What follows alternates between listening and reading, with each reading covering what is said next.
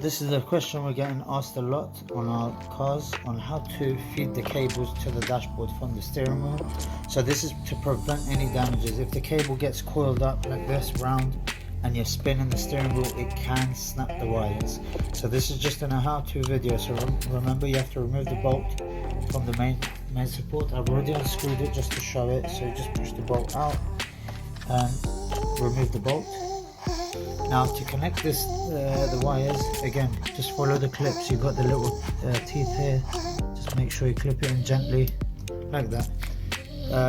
On many occasions I've seen where people just tie it around and then push the steering wheel in. The way I suggest to do it is you have to feed the cables through as far as you can, all the way until you reach to the hole like this. So once you reach, you just tilt, turn back in, and that's the wires inside the dashboard. Connect it up. But again, if the cables are coiled like this around and then you feed it, I'll just show it, and you feed it inside, it can damage the wires and snap them completely. So just make sure you feed the wires through.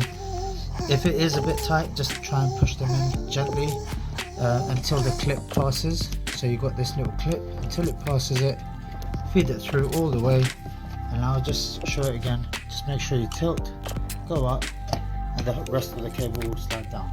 Thank you.